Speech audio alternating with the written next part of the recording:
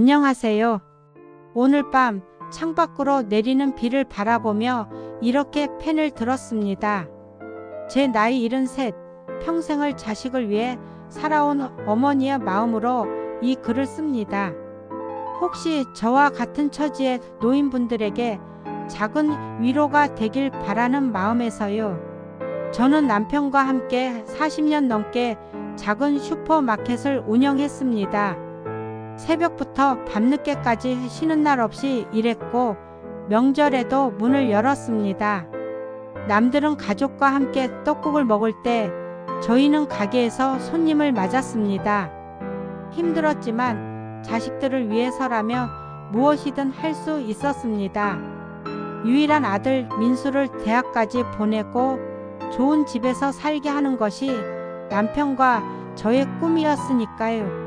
민수는 대학을 졸업하고 취직해 서울에서 일했습니다.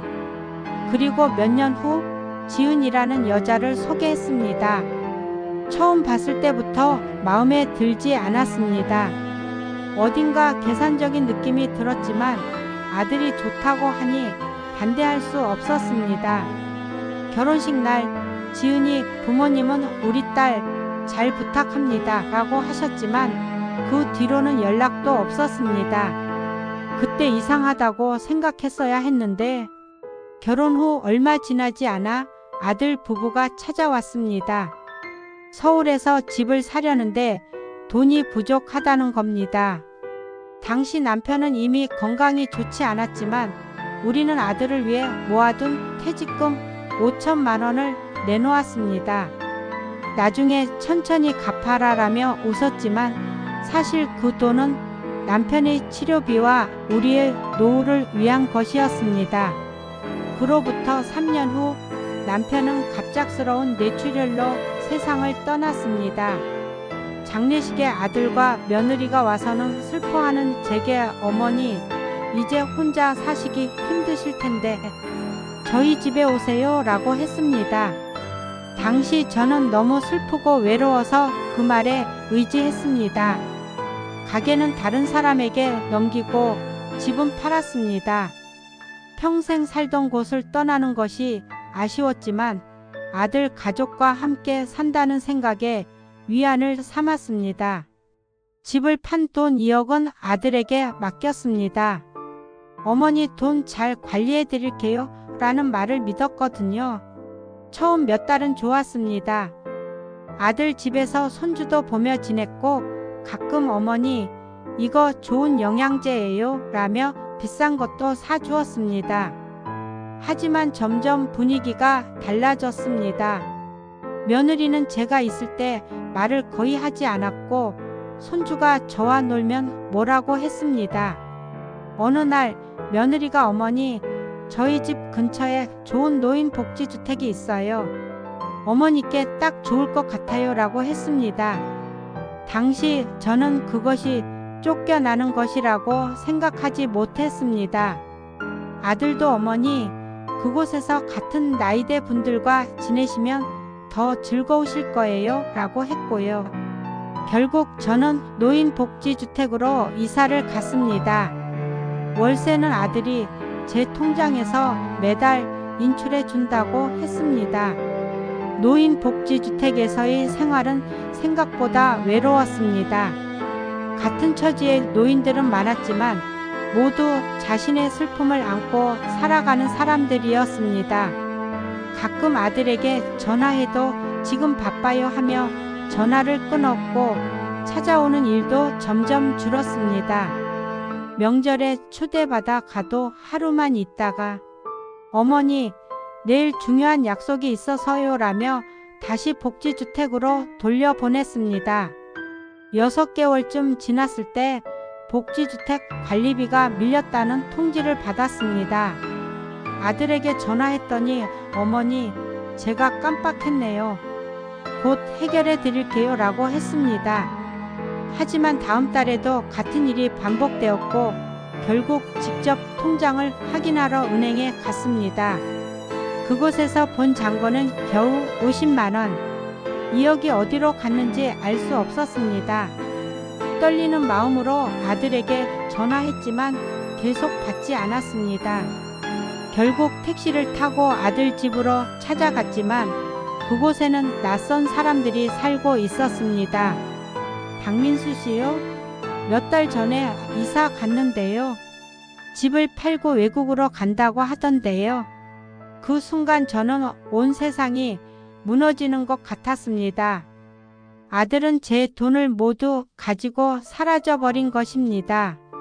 나중에 안 사실이지만 며느리의 부모님도 사기 전과가 있는 사람들이었고 지은이도 그런 집안에서 자란 사람이었습니다. 아마도 처음부터 계획된 일이었을 겁니다. 복지주택에서도 쫓겨날 위기에 처했을 때 다행히 옆방에 사시던 할머니가 도와주셨습니다. 그분의 소개로 요양원에서 간단한 일을 하게 되었고 작은 방 하나를 얻어 지내게 되었습니다. 73세 나이에 다시 일을 시작하게 될 줄은 꿈에도 몰랐습니다. 가장 힘든 건 배신감보다도 자식을 잘못 키웠다는 자책감이었습니다. 무엇이 잘못된 걸까요? 너무 많이 주기만 하고 가르치지 못했던 걸까요? 아니면 모든 것을 물질로만 해결하려 했던 제 태도가 문제였을까요? 밤마다 이런 생각에 잠을 이루지 못했습니다. 몇 달 전 길에서 우연히 민수의 친구를 만났습니다.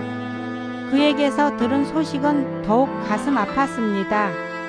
아들 부부는 제 돈으로 캐나다에 이민을 갔다고 합니다.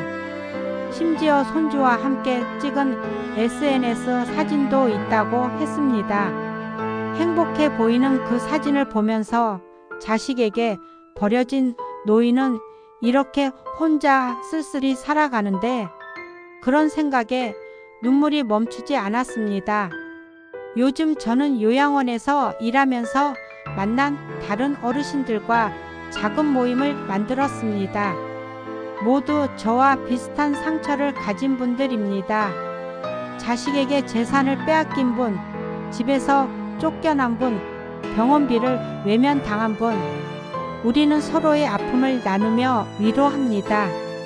그리고 지금이라도 젊은 부모들에게 경고하고 싶습니다. 자식에게 모든 것을 주지 마세요. 당신의 노후는 당신이 지켜야 합니다. 가끔 공원에 앉아 지나가는 젊은 부모와 아이들을 봅니다. 그 모습이 예전에 저와 민수처럼 보여 마음이 아픕니다. 그 부모들도 언젠가 저처럼 되지 않기를, 아이들이 자라서 저희 아들처럼 되지 않기를 기도합니다. 어제는 요양원에서 만난 할아버지가 저에게 말했습니다. 우리가 자식에게 바라는 것은 큰 효도가 아니라 작은 정성이에요. 생일날 한 통의 전화, 명절에 잠시라도 함께하는 시간, 그것만으로도 충분한데 말이에요. 그 말에 많은 분들이 눈물을 흘렸습니다. 제 인생에서 가장 소중했던 것은 돈도 집도 아닌 가족이었습니다. 그래서 더욱 이 상처가 아물지 않는 것 같습니다. 하지만 이제는 억울함과 분노를 내려놓으려 합니다. 그것이 저를 더 아프게 할 뿐이니까요. 대신 남은 생애를 저처럼 아픔을 겪은 사람들과 함께하며 서로 위로하며 살아가려 합니다. 민수가 어렸을 때가 생각납니다. 초등학교 3학년 때였을까요? 학교 앞에서 넘어져 무릎을 다쳤는데 그때 울면서 뛰어와 안겼던 모습이 아직도 선합니다. 그때는 엄마가 다 낫게 해줄게라고 말하며 상처를 감싸 주었는데 이제는 그 아이가 제게 더 큰 상처를 주었습니다. 세월이 참 무정하단 생각이 듭니다. 우리 가게에 오던 단골 손님들은 민수가 얼마나 착한 아이였는지 항상 칭찬했습니다. 아들 참 잘 키우셨어요. 공부도 잘하고 예의도 바르고 복 받으실 거예요. 그 말들이 지금은 가시처럼 가슴에 박힙니다. 어디서부터 잘못된 걸까요? 대학에 보내고 나서부터였을까요? 아니면 지은이를 만나고 나서부터였을까요? 제가 가장 아쉬운 것은 손주입니다. 이제 6살이 된 손주는 할머니가 어떻게 됐는지도 모를 것입니다. 아마도 부모님이 할머니는 멀리 가셨어라고 거짓말을 했겠죠.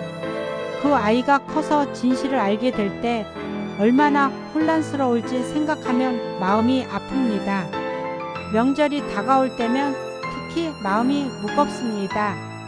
예전에는 온 가족이 모여 음식을 준비하고 웃음꽃을 피웠는데 이제는 그런 날에 더욱 외로움을 느낍니다. 요양원에서는 명절 프로그램을 진행하지만 그것이 가족과 함께하는 따뜻함을 대신할 수는 없습니다. 저는 매일 아침 일어나면 작은 노트에 감사한 일을 적습니다.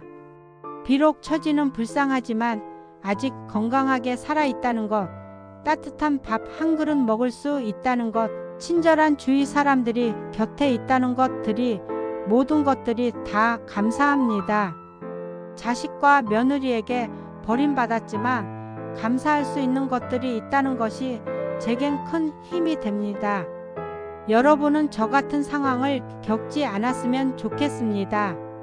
지금까지 제 긴 이야기를 들어주셔서 감사합니다. 여러분의 가정에는 이런 아픔이 없기를 바라며 오늘도 행복하시길 바랍니다. 여러분에게 비슷한 일이나 이야기가 있다면 댓글로 들려주세요. 누군가에게는 큰 희망과 위로가 될 수 있습니다. 앞으로도 지혜롭고 교훈 있는 사연 이야기로 찾아뵙겠습니다. 구독과 좋아요는 영상 제작에 큰 힘이 됩니다.